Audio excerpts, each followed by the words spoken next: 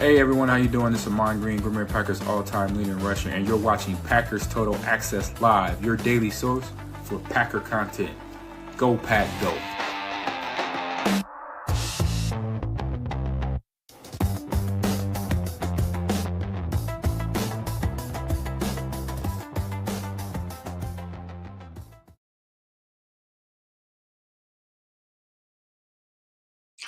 What's up, guys? Welcome into Packers Total Access. My name is Clayton. You can check us out on packernet.com. Find me on Twitter at Packers_access. Going live here for a quick little afternoon show. Hopefully, everybody's having an awesome Thursday, October the 30th. Hopefully, you got your Halloween costumes picked out. You're ready for the festivities tomorrow. Boy, it gets dangerous when Halloween falls on a Friday. Let me tell you, there's going to be some wildcats out there. I know Jacob will be on the prowl.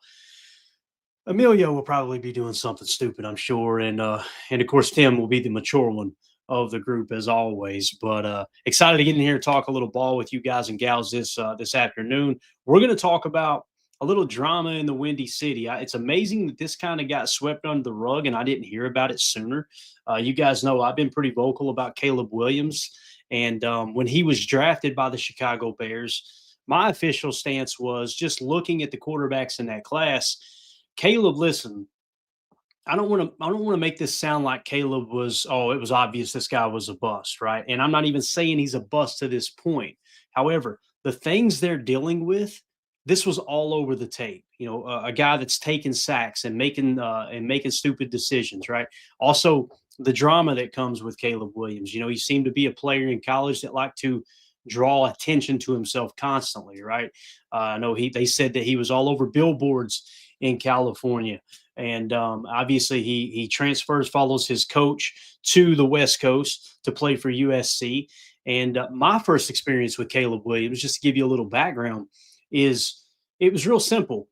He played Notre Dame. He painted his nails and put FUND, if I remember correctly, right? You guys read between the lines there, right? FU Notre Dame. And listen, it's not about the fact that I'm a Notre Dame fan that, hey, you know, that upset me. It was, this is a guy that's going to lead a franchise. That's the type of quality of person. That's the type of character you want to be the CEO of your organization. I mean, think about the great quarterbacks in the history of the game, right? Just from a Packers standpoint, you think of Bart Starr. You're talking about the ultimate professional athlete, right? You're talking about a guy who was a leader of men. He was, I wouldn't say soft-spoken, but he wasn't very vocal to the point when he talked, his teammates listened, right? The coaches listened. They, how many times we've seen that clip of Bart Starr going over to Lombardi and saying, "Hey, listen, man, at the ice bowl, like I can, if you just let me keep this ball here, I can shuffle this thing in and score a touchdown on a sneak." And what did Lombardi say? He didn't push back. He's, "Hey, we'll run it and let's get the hell out of here." Right. And then you fast forward to, just outside of the Packers organization, think of the great franchise quarterbacks. You think of the greatest of all time, which I think most of us would agree is Tom Brady. How did he carry himself within the organization? Right. He was never above reproach, right? Like I remember Bill Belichick and teammates of Brady talking about how Belichick would just roast Brady in the meetings, right? You think, well, that's wrong. He shouldn't do that. No, when you show the guy at the top of the food chain is not off limits to criticism, you create an environment of greatness. Well, Caleb comes in, and what did we see on Hard Knocks right out of the bat? They literally played a soundbite from the introduction of the greatest, in my opinion, could be wrong, the greatest basketball player to ever play, in Michael Jordan. And they got the guy, if I remember correctly, the exact guy, if it was him that was still alive, that used to announce Jordan when he would come onto the court. And, you can kind of hear the song playing and this and that. Well, they did that for Caleb Williams in training camp for the kickoff to Hard Knocks, right? And you got all this hoopla. This is supposed to be, wow, this guy, he's going to be the savior, right? The savior of the Chicago Bears organization. And then, of course, when you go back and you watch the college tape, what did you see on the college tape? Generational arm talent, right?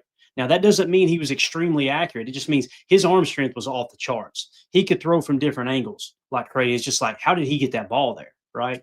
He was also very mobile. He could make things happen, by scrambling in the pocket or tucking it and running downfield. Sometimes that can be a bad thing. But the big thing that stood out to me on the tape, college tape with Caleb Williams was real simple. It was, you're taking too many sacks, dude. You're trying to create a highlight reel as opposed to taking what the defense is giving you right now in this specific given situation. And to me, that stuff is huge. It's absolutely huge. The only thing worse than turning the ball over is taking an 8-yard loss, taking a 10-yard loss, right? And most of the time, those things kind of go hand in hand. You're either doing one or the other, or you're playing on time, you're playing on schedule. Ben Johnson's scheme is not built for a mobile quarterback to make things happen in secondary windows, right? It's a positive if you can extend a play when you need to. But if the trade-off for that is every time a play breaks down, you're just going to look to scramble immediately rather than let me get to the answer as quick as possible. Jared Goff is not a mobile quarterback. He thrived in Ben Johnson's scheme, right? So let's just dive into how we got here. All right. Now, and the reason I wanted to point that out is just give a little background. When I graded the quarterbacks, when I looked at that class, I was on the record on our particular program saying if I were the Chicago Bears, and I said, I hope they don't do this, but if I were the Bears, I would have went to Washington and said, hey, what would you give us for the number 1 pick? And the reason I would have done that is because you had Caleb Williams and you had Jaden Daniels in the same tier. Now, I had Drake May higher than a lot of people did, but I didn't have him in the same tier. So I'm not going to sit here and play Monday morning quarterback and say I would have drafted Drake May over Caleb Williams. That would have been a tough decision. But my point was, if the grades are the same and everyone under the moon is saying, hey, we want Caleb, man, Caleb's a slam dunk number 1 pick. Why not make another team potentially make that mistake? And if for some reason they do still go with a Jaden Daniels, or they would have drafted Drake May at number 2, and you have to take someone like Caleb Williams, then okay, you feel a little bit better about the decision. You got a little bit of draft capital, and you were the one who was in control of that entire process. The problem that we've run into is Ryan Poles, the general manager for the Chicago Bears. He made the decision, oh, no, this is our guy. And I'm going to read a couple things to you that we put together in our Patreon group that came from Tyler Dunn's article. I think it was called House of Dysfunction. And I'm going to post a link in the Patreon article. And you guys, obviously, it's all over X. Go read it. It's a heck of an article that he put together on this whole situation. But the point is, he got tunnel vision. Ryan Poles decided this is our guy, and we're not going to deal with anything. I remember Matt Eberflus going out to USC's pro day, and they said he was just draped all over Caleb. They were just infatuated with Caleb Williams, right? It's amazing what you can do and what you can portray on a football field when you're in shorts, right? No pads, and everything is scripted to make you look extremely good for scouts. That's why, in my opinion, the combine is so important. If I remember correctly, I could be wrong here. You guys correct me if I'm wrong in the chat, but I don't think Caleb did a whole lot at the combine, if I remember right. I could be wrong there. So maybe it was just kind of how I seen things, and it was a little bit of tunnel vision on my part, right? Biz1987 in the chat said, yes, the 3 constants in life, death, taxes, and the Bears missing on the first round quarterback. This isn't the first time this happened, right? If you guys remember, I could be wrong, maybe misremembering, but I think they selected Mitch Trubisky over Patrick Mahomes. Does that sound right? Do you guys let me know in the chat as well there? I think that's how that fell. Anyway, let's get into this here, okay? I put an article together and obviously threw it up in the Patreon group. Another huge mistake, with the question mark. Because listen, I'm not saying Caleb can't be a good NFL quarterback. We're just talking about what's happened up to this point. And let's just kind of lay it out here, okay? So again, courtesy of Tyler Dunn's article, House of Dysfunction. I'm going to read a little bit. This is a little bit long-winded, but I think it's important to kind of set the groundwork of how they got to drafting Caleb Williams. And I'm going to show you a little bit of tape and show you a mistake he made in this previous game, this last week's game, that really did cost the Chicago Bears the game. All right. So Ryan Poles, Chicago Bears pre-draft film review. So in this article by Tyler Dunn, they're talking about Ryan Poles watching the tape with other guys in his organization, and they're trying to make a decision on a quarterback. All right. The worst of football moments of Drake May's collegiate football life were plastered on the screen for all to breathe in. This was no accident. Multiple people inside the 2024 draft meeting say they knew exactly what Ryan Poles was up to. Quote, "He's not sneaky," end of quote, recalls one scout, and "he thinks he is," end of quote. So these are people that are no longer in the organization. To the best of my knowledge, I think they're out of the organization now, that Tyler Dunn and his crew went and interviewed. And this is what they're saying about Ryan Poles, okay? The Chicago Bears general manager, it appeared, was implanting the worst possible first impression he could inside the minds of his personnel men. Okay. It wasn't pretty. Under constant duress, he completed less than half of his passes versus Clemson. He ran for his life versus Miami. They're talking about Drake May in this situation. Clicker in hand at the center of the room, Ryan Poles repeatedly hit rewind on errant passes, and it didn't take long for those echoes of geez to turn into outright laughter. Poles and his confidants were not interested in sparking a substantive, I'm saying that right, conversation about the North Carolina quarterback. This draft meeting resembled a bully in the high school cafeteria seeking toadies. Any veneer of scouting objectivity was shed. Drake May escaped free runners, threw at awkward angles, sailed incompletions. At times, the spiral of his ball was off. Other times, the receiver broke in and the ball was thrown out. All funky plays were magnified and mocked to make it appear as if this is exactly who he'd become as a pro quarterback. So you see, he's kind of painting this picture.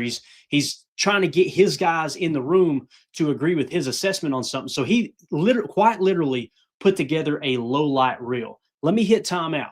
Let's jump over to how Bill Belichick scouted players. There's multiple people in Bill Belichick's organization over the years that said there were multiple occasions where he would stop people during the pre-draft process and say, stop telling me what he can't do. I want to know what he can do. What can he provide for our football team? So Belichick, while he was creating that dynasty in his prime out there in New England, he was looking at it through the lens of we need to find the pieces we need to win. What can they do? How can they add value to our organization is how he looked at it. Ryan Poles, on the other hand, went totally the opposite approach and put together a low light reel for his scouting department to get in there and mock and laugh at Drake May so he would feel better about drafting his guy. That's essentially, allegedly, what's taking place here. All right. Poles chimed in, quote, "This tape makes my chest tight." One source recalls the GM saying, all but a select few scouts broke out in laughter. One brave soul did speak up, Chris White. Tip your cap to Chris White. My man has some huevos on him. The team's assistant director of pro scouting that spring called out Poles, quote, "We're dragging this kid through the mud," he said. North Carolina's receiving corps was hurting that final 23 season. White asked his boss to show another game out of fairness, so he did. May started gunning NFL-level throws downfield, and White spoke up again. "I like that there," he said. Two narratives were now clashing. Poles didn't hit rewind on these plays. I bet he didn't. Inside the room, one scout recalls the mood turning tense. After negative plays, Poles made a wry comment, quote, "Dirt ball there," or quote, "You like that too?" Question mark. So he's literally scoffing at this scout that told him, hey, why don't we watch a good game from him? Why don't we just watch the lowlights, right? Laughter picked back up. The team's area scout, Ryan Kavanaugh, I think is how you say it, flatly stated that he didn't believe May was a very good player, and Poles jumped in to reset the temperature of the room. "I agree," he said. Eventually, the GM set the clicker down. "This guy," he repeated, "makes my chest tight watching this." He's talking about Drake May. Case closed. May was stacked out of the first round. They made fun of him, says one Bears scout in the room. They laughed. The GM laughed Drake May off the screen and cut the tape off. Now, let's fast forward, okay? We're going to talk about Drake May in a minute. Now, let's go to current day Caleb Williams. Again, coming out of college, what were the problems? Held the ball too long. He took a lot of sacks. He would often look at the first read and then look to scramble. Guys, you do that in the NFL, you're toast. You're absolutely toast. That's why it's important to draft and develop a quarterback. Let him see a pro in front of him do it, like Patrick Mahomes watched Alex Smith do, right? Like Aaron Rodgers watched Brett Favre do. Honestly, like Brett Favre watched Don Majkowski do for a very short time. The plan wasn't, let's just throw Favre out there, right? So with that being said, I see the super chats. Thank y'all so much. I'm going to hit those at the end of the show. So as everything kind of fell into place, right? What you see with Caleb is he's now on his second system. They threw him to the Wolves, and that's not me defending Caleb, but listen, you got to call a spade a spade. He didn't have an opportunity to learn from anyone else. What he did was he stepped into the National Football League with his ego-driven self-assuredness, right? From USC, where everything was just Caleb's great, Caleb's great, Caleb's great. And then he steps into the NFL. He's a one read and run quarterback, essentially, is what he's doing. And now he's being asked to read NFL defenses like a pro quarterback. And obviously, the last regime couldn't do it. So now you bring in Ben Johnson, right? And here we are. So that's how we got to this point. Now, let me show you why those problems still exist for Caleb Williams. Okay. This is the fourth quarter, their last game. Fourth quarter, 9:08 remaining. The Bears are trailing 16-13, if I remember correctly. Correct me in the chat if I'm wrong there. A 2nd and 10 play from their own 4-yard line. Think about this, guys. There's 9 minutes left in the game. It's a 3-point ball game, okay? A 1-score game, obviously. And you've got the ball, you're pinned down. The last thing you need to do right here is turn the ball over. What you're looking to do is, hey, let's create a little breathing room. Let's move the chains. That your mindset should be move the chains. That doesn't mean you don't take a shot if a shot is there, right? But you're looking to just move the chains. So I don't want this to come across like, oh, man, look, this 2-minute drill. You got to go. Mistakes are made, right? Here was the play call. They came out 12 ace nasty, 22 fake strike, U spot, T sneak, okay? And let's kind of talk about what all that is. A 12 ace nasty, you're in a nasty condensed set, right? If you guys can see my cursor, they're inside the numbers. Actually, it's not a true nasty. You would call this a nasty, this would be nasty Z is what I would call this, okay? So the Z is in a nasty split. The X is outside the numbers, all right? So we'll call 12 ace, Z nasty, 22 fake, strike, U spot, T sneak. The 22 fake is you're going to fake an A gap run on the right side of the line here, okay? And then strike is a concept where on one side of the formation is a dig, the other side is a deep route, okay? So when we say strike here, it's going to be a dig from the X, is just going to cut across the field, and on this side is going to be your deep route at the bottom of the screen is going to run a post route, okay? So that's essentially what the play is. Now, when you talk about U spot, the U tight end here is just going to run a little spot route. He's going to sit down in the middle. And then the T is actually going to sneak. They're going to play fake A gap, and then he's going to sneak out. Some would call it an out route. Out of what I've been taught from a running back standpoint in the running back route tree, it's called a sneak. Okay.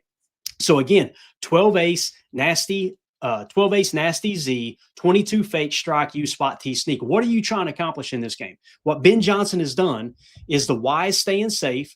So you're giving your quarterback a 6-man protection, okay? It looks like they're only bringing 4. We'll see if they actually do. So you're giving a 6-man protection, and the goal here is move the sticks, pick up a positive play. You don't have to get it all in one chunk. It's a 2nd and 10 down, right? So as we roll the tape, and I think I've got it in slow motion hopefully here, let's watch how this play develops.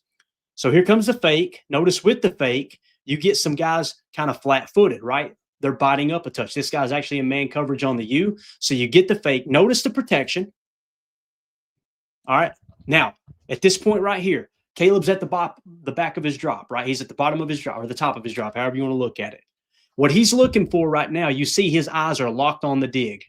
You could possibly throw that dig. You see this lurker here who's kind of pinched down on the U spot. If you're going to throw that dig, when you've got a dig route, you've got 2 windows you could throw into. This first window that's opening up right now, or the back window, the second window, okay? So Caleb is staring down the X here. Notice the protection, guys.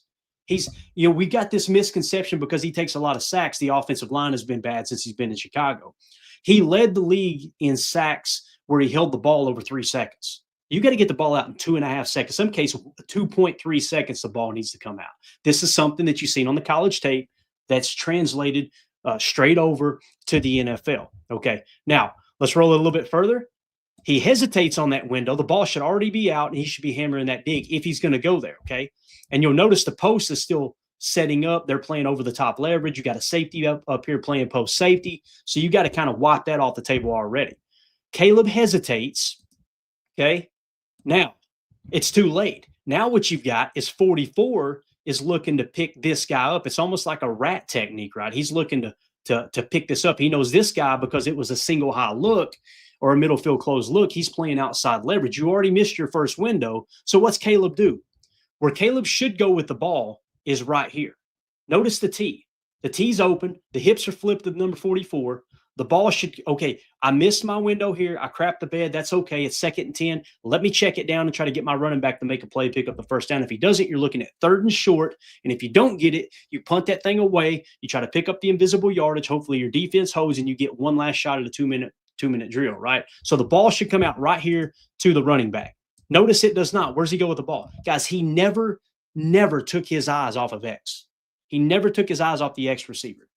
What he did was he dropped back, one read, I've got protection. I don't need to scramble. I'm just going to hammer it into that one read rather than go drop back, peek at the X. You should have threw the ball. You didn't, so you missed the first window. Let me get to my check down. Where's the corner at on that side of the field, right?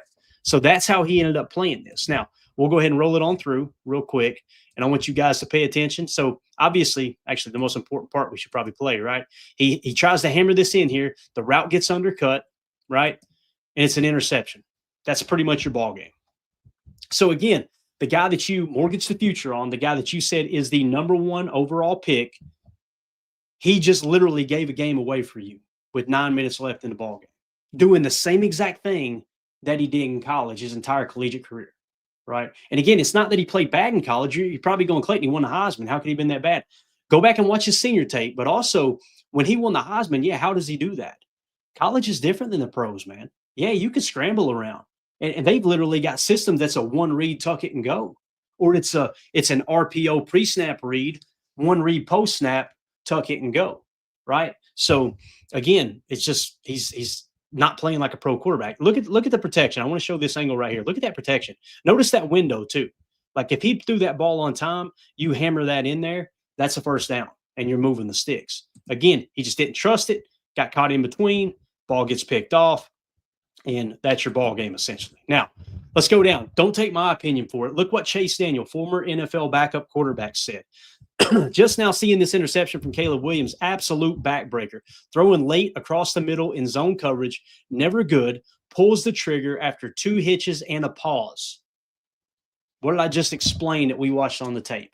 He literally says 2 hitches and a pause. Again, get that thing out on time or move on to the next read. It's just something he doesn't do well. Have to check it down to the running back on a 2nd and 10. So Chase Daniels agrees with what we just drew up, right? So again, if he dumps it off here, there's a chance he picks up the first down, or at least you make it a 3rd and manageable. Now, let's move on to what I think is the bigger problem, and that's called zero accountability. All right. Check this out. I just found this out today too. Marquee Sports Network tweeted it out, and there's multiple people that covered it. And I feel like his tweet, they did a really, really good job. Again, this is at Watch Marquee. They did a great job of describing it in a split screen tweet here, essentially.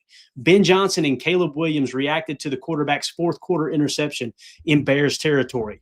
Here was Ben Johnson's quote on that play. We just broke the play down for you, right? 12 ace, what was it? 12 ace, Z nasty, 22 fake, strike, U spot, T sneak, right? This is what Ben Johnson said. Quote, just in my mind, there might have been another option, or just in my mind, there might have been another option that we could have gotten the ball to. So he's going, that's a nice way of saying he didn't throw to the right spot. Again, if you throw in that first window, yeah, X is okay. But you're going to X in the second window on the dig, you've completely screwed the pooch, right? Now, that's how Ben Johnson responded, right? Yeah, probably a better option there, meaning check it down to the running back, you knucklehead. He said it in a nice way. Now, what did Caleb Williams say? It was a good read. I just didn't give a good ball to Rome, talking about Rome Odunze. So think about that comment right there. I didn't read it wrong. I didn't make a mistake. I've got the talent to throw a better ball there and complete that. God, you're missing the whole point of the mistake that was made. It had nothing to do with the placement of your pass. And again, this screams a player who has been told his entire life, just like I say all the time, he's got a generational arm talent. Like this guy's got a cannon on it, right? He's been told that his entire life. So he thinks, well, I don't really have to study that hard. I don't have to make the right read per se. I've got the athletic ability, which, by the way, running the ball, he's been clocked multiple times this year at 20 miles an hour running the football. Dude got crazy wheels that a lot of people don't understand. So he's got that in the back of his mind, and it's I can just make any throw on the field. Now, Brett Favre had a little bit of that too, right? And it took Mike Holmgren kind of rein him in. Maybe Ben Johnson can rein Caleb in, but I don't remember Brett coming out in the media right after his coach said this and saying, "Oh no, it was a good read. It was a good read. I just gotta give him a better ball." So again, that's Caleb Williams' demeanor. That's the stuff that we heard about in college. We heard about all of the all of the what am I trying to say here? The sponsorships, I guess, the money he made in college, right? And how all the endorsements and this and that, and being on billboards in Cali. And we heard about, there was rumors that he was a bad teammate. Of course, there was the finger painting situation too. Listen, I know some people try to make that, it's amazing how some people try to make that a political thing somehow, some way. Some people make it a sexuality thing. Listen, here's how I feel about that. What he does in his personal life, whether that stuff's true or isn't true, or what his political beliefs are, that makes no difference to me. But when you go out and you do something like that, which, by the way, to the best of my knowledge, there's not been a quarterback in the history of the game that's done that.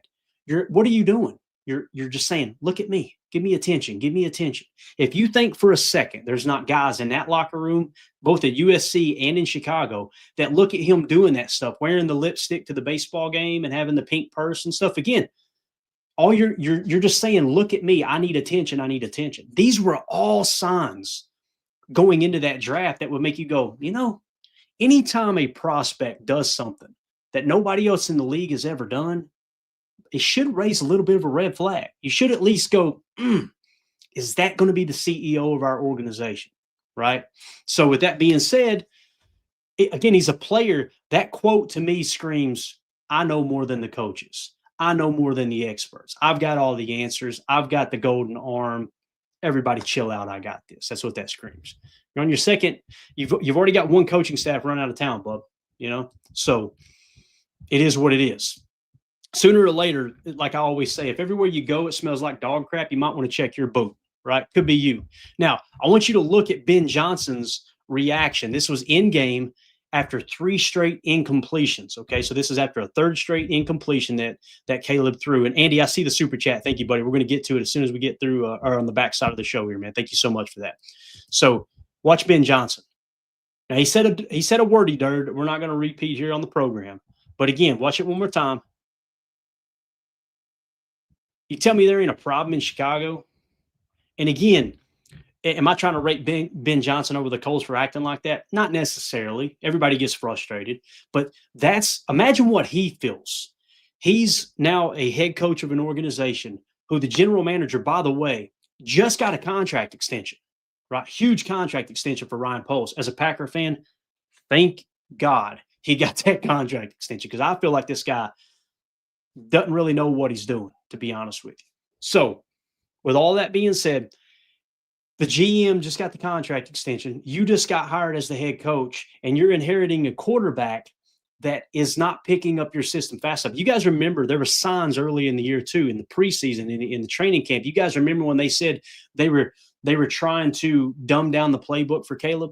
They were trying to limit the amount of plays. They wanted to kind of do it in a little more stretched out installments for Caleb, because maybe things weren't clicking. There was reports of that, and it just kind of got brushed under the rug by Chicago fans, like, oh no, that's all fake, it's not a real thing. So again, what was the problem on that interception that cost you that game?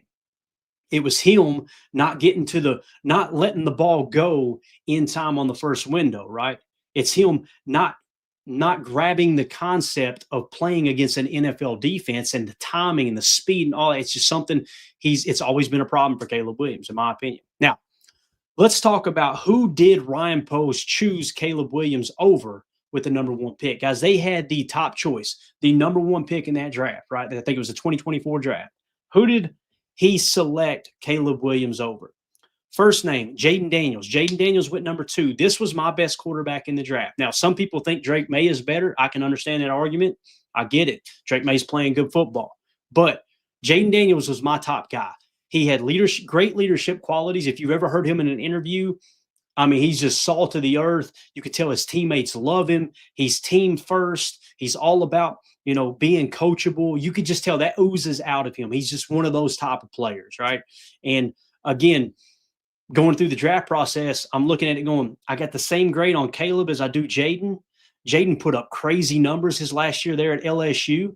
And whether you think it's the talent around him or not, I got you.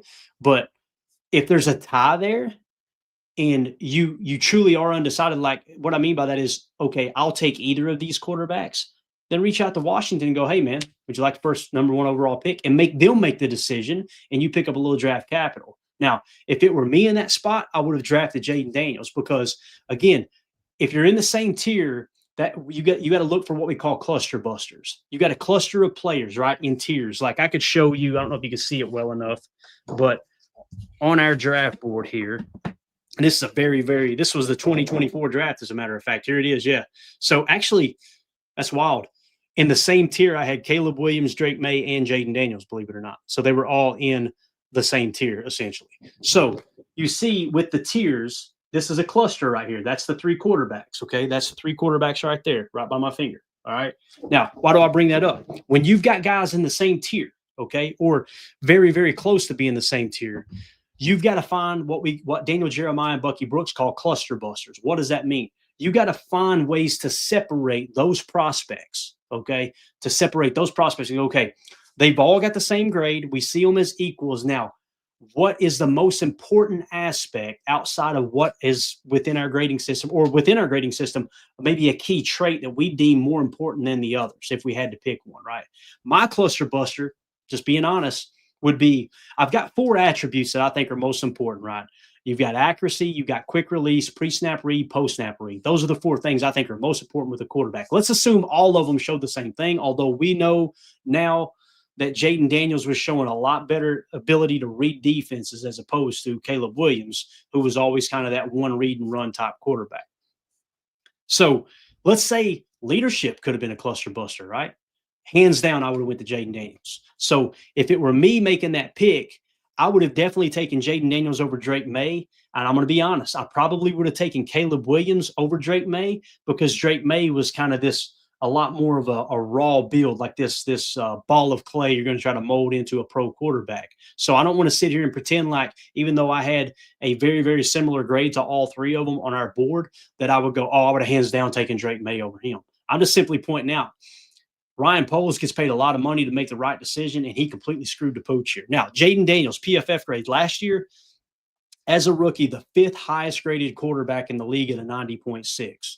This year, he's taken a step back, but still a 76.5. He's the 13th highest graded quarterback in the league this year. So Jaden Daniels been a great quarterback up to this point. Let's move on to Drake May. Rookie year, 70.1. This year, that was the 29th highest graded quarterback. Yeah, 29th. This year, he's jumped all the way to 5th at an 87.1 PFF grade.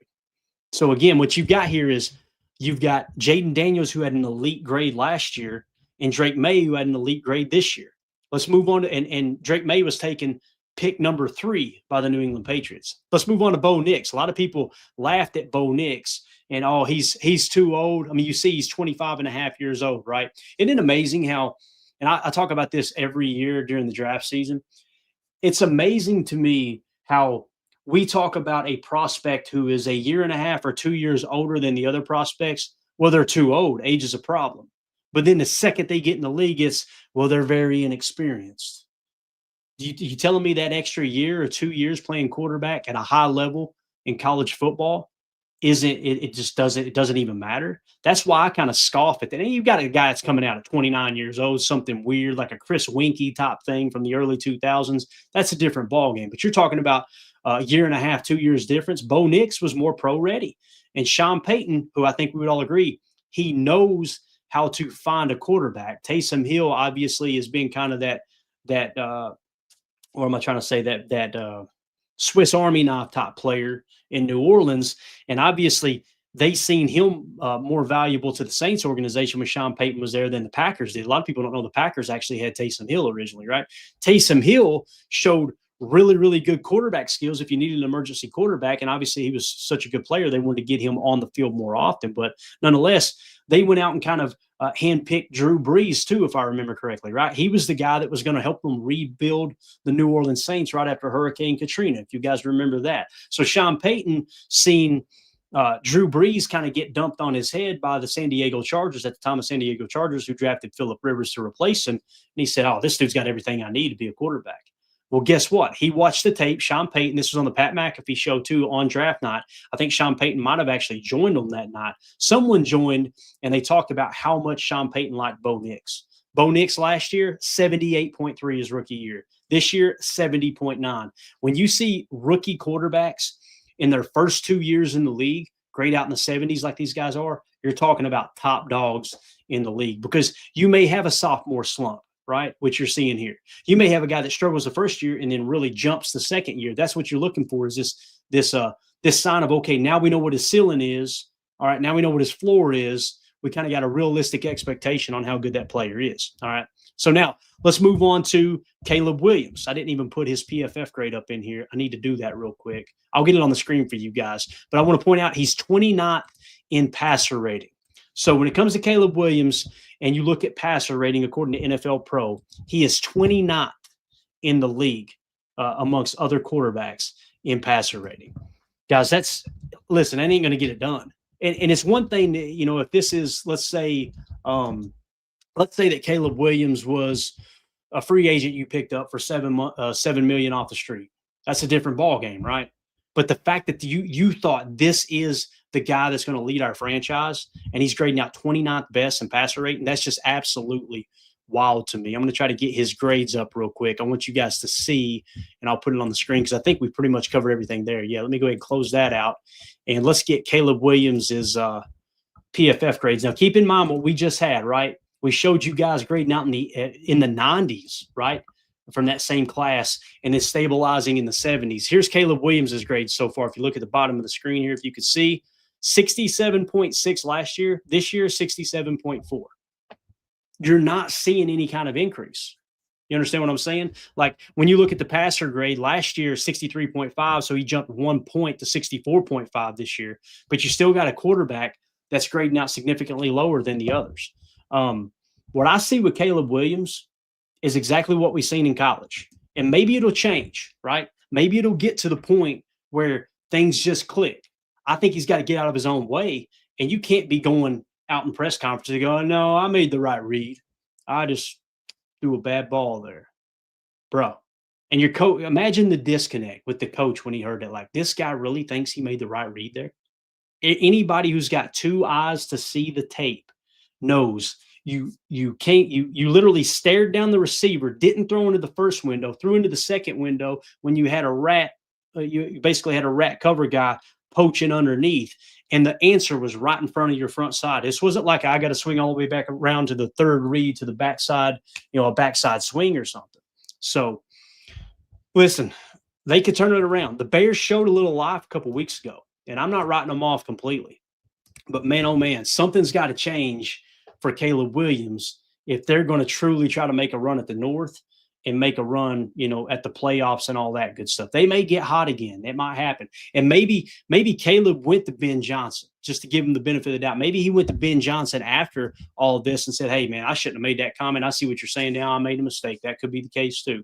But nonetheless, what I'm seeing is the same stuff that was a problem in college his final year there is happening again in the NFL. And it's now happening with the second regime, which the last one, they got all the blame. The first year it was they got a bad offensive line, even though he was leading the league in sacks of holding the ball 3 seconds or longer, right? And then next thing you know, you bring in a new coaching staff, the same problems are happening, and you got Ben Johnson on the sideline looking like he's about to lose his mind. So let's go to the Super Chats real quick. We'll get out of here. Biz 1987, when's he going to take the North and not give it back? Again, that's the other thing too. You guys remember the text message that he sent to the punter? They drafted a punter that year too, and he sent a text message and said, hey, man, glad you're here, but we're not going to need you much, is essentially what he said, meaning we're not going to punt much. I think they led the league in punts that year. They were definitely top 3 in the league in punts. So it's like, what quarterback does that after they've not played one snap in the league? Think about it. Think about the lumps that Peyton Manning had to take. Peyton Manning was one of the worst quarterbacks in the league when he came in. And think about him coming out and saying something like that in the media. Think about a Tom Brady doing that. Think of Lamar Jackson, right? Lamar Jackson kind of got passed over by many people in the draft. He didn't come out and try to act like he knows everything. He just put his head down, earned the spot. Now you're talking about a guy that's an MVP caliber quarterback when he's healthy every single year, it seems like, right? So again, I just think it's something that it's more than just bad decision making. It's something I think that's in Caleb, that he's just kind of an egomaniac type guy. And listen, he could try to put on this humble facade whenever the cameras are rolling or in certain situations, but there's too much evidence that he's the opposite. Andy Watkins with the super chat. Thank you, Andy. Appreciate you, buddy. He said the Bears should have to play in Decatur again until they win another Super Bowl. You guys are raking them over the coals today. And what's crazy is I agreed with some of the moves in the offseason, right? And we'll get ready to wrap up. But some of the moves they made in the offseason, like trying to bolster the offensive line, I get it. I'm like Drew Dalman, that's a good move. I like it. I was hoping the Packers would sign Dalman, right? So it's not like Poles has just made a bunch of horrible decisions. But the thing that's going to be the hardest to overcome, in my opinion, is obviously if you've got that much tunnel vision that you get locked on the one quarterback in the draft, go, that's our guy. It's almost like you're trying to convince the rest of your staff to go in the opposite. Let me give you a stark contrast. Kyle Shanahan in San Francisco, okay? They said, and it was reported, and it was pretty much confirmed now. Obviously, Mac Jones is on that roster now. Not that he's going to be the quarterback of the future. I still think it's Brock Purdy. That's beside the point. But in that draft, they said Kyle Shanahan wanted Mac Jones. That's the quarterback he wanted. And the organization, it sounds like the majority of the voices in the organization were going, we think Trey Lance is the guy. So think about how much success Kyle Shanahan has had, right? He's been to a Super Bowl. I feel like he's a top 10 coach in the league. You guys may disagree. Let me know in the comments if you do. I feel like he's a top 10 coach. His approach to that, and listen, he don't make the final decision. Obviously, John Lynch does as the general manager, but everybody knows that if Kyle Shanahan had went to John Lynch and said, I don't care what they say, this is the guy, this is the one I want, they would have drafted Mac Jones. Instead, what did they do? As an organization, they decided on Trey Lance, complete bust, swing and a miss, huge whiff at quarterback. Luckily, they drafted Brock Purdy with the final pick of the draft, right? So that kind of, if they hadn't drafted Brock Purdy and they had been in quarterback hell this whole time, man, oh man, John Lynch may not be with the team, to be honest with you. So now you still got to give them credit for pulling the trigger on Brock Purdy when nobody else was willing to. But the point there is Kyle Shanahan at a fault was willing to listen to people in the organization and not get too strung up on one particular player, right? And again, I feel like John Lynch didn't just go, Trey Lance is my guy, Trey Lance is my guy. The reports I read, the organization, the scouting department, everything, we just took you inside the scouting room, right, for the Chicago Bears. Think of that conversation in San Francisco, and while one scout's speaking up, maybe another one does, yeah, you may be right. Let's turn on the tape. Let's watch that. Let's dive into that. Yeah, I think you're right. Okay, and you come to a consensus, whether it's right or wrong. But now imagine John Lynch sitting in there all cocky, like they said, and showing a low light reel of whoever, Mac Jones, and everybody laughing, and him getting people to with peer pressure to buy into, hey, no, this guy's a bum, this guy's a bum. Most of those guys in that room probably didn't even agree with it. They were just, that's my boss. They're yes men. That's another part of running a successful organization is obviously hiring people that are going to tell you what you need to hear, not what you want to hear. So I know this. Like I said, I'll wrap up with this. The jury's still out on Caleb Williams, whether he's going to be a great quarterback or not. All signs point to this is who he is. And if he's not willing to take the coaching, and he's not, let's just call it what it is. If he's not intelligent enough to pick up the playbook at a level that you need to go to that next level. Listen, I couldn't pick the playbook up. I've said this 1,000 times. That's not to take a personal shot at a pro athlete. I know I'm not smart enough to pick up that playbook, right? So it's not an easy thing to do. But again, it's a tough business. It's not about, whether it's easy or not. You got to find the guy that can do it. It seems like New England found their guy in Drake May. Washington found their guy in Jaden Daniels. Denver found their guy in Bo Nix. And you can damn sure bet the Green Bay Packers found their guy in Jordan Love. And I just love the route they went with Love, letting him learn behind a great quarterback rather than just throwing him to the wolves because he's got elite arm talent. Because that's another thing about Jordan Love. People were comparing Jordan Love's arm talent to Patrick Mahomes coming out of college. And I got to be honest with you, I didn't see it at that level. Now I'm watching him play in Pittsburgh last week, and he's throwing fadeaway jump shots like Michael Jordan himself, dropping it over and under defender, under and over defender, and just taking over the game for 360 yards, 3 touchdowns, no picks, and just a crazy high, what was it, like a 134.8 passer rating or whatever, offensive player of the week. With that being said, Jordan's going to have his valleys too. But I just love the fact that you could tell Jordan is coachable. Jordan would not go against his coach with a comment like that, right? It just wouldn't happen. So 2 different people. And again, it comes down to leadership skills. It comes down to what I call social IQ. to me, social IQ, and maybe others disagree, it's your ability to understand how other people see you, how they perceive you, right? So some people don't have that. You guys know what I'm talking about. Somebody just popped in your head like, man, when I'm with the boys or I'm with the girls and we're out hanging out, that one person, they don't realize how selfish they come across, how arrogant they come across, how ignorant they are on a topic, and they think they know all the answers, right? They have a skewed understanding of how the rest of the room sees them, right? That's social IQ. I feel like Caleb lacks that. And I feel like people like Jaden Daniels, they have a great social IQ. I feel like Jordan Love and his leadership skills, great social IQ. And it's a pretty big piece of being a pro quarterback, in my opinion. So that being said, we'll wrap it up, guys. I'm curious to know what you guys think. I'm sure we'll have a lot of Bears fans roll through too. Let us know in the comments. Are we being too harsh on Caleb? Are you guys concerned about it? I've seen a lot of Bears fans that are done with Caleb Williams, right? There's also some that the organization never makes bad decisions until that bad decision turns into Justin Fields, and now all of a sudden, let's rake them over the coals, right? Same thing with MVP Mitch Trubisky. I remember that. He was there. I think there was a number that year when Mitch Trubisky was looking like a decent quarterback that Chicago fans put a bunch of money on him winning MVP. And he was actually, there was more money on Mitch Trubisky to win MVP than any other that they had odds on at the time, which is just a wild statistic. So again, I know Chicago fans are as passionate as we are here in Green Bay, but I want to know what everybody thinks about Caleb Williams. Is it still too early? I'm still in the camp of it's still too early, right? I think it is a little too early to go, nope, he ain't the guy.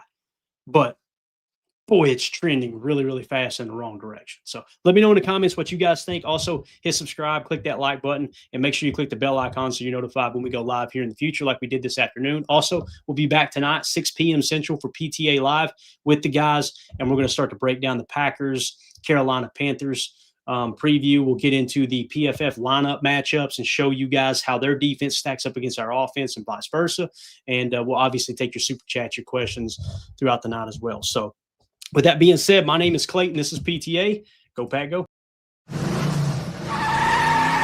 we go. Bye, guys.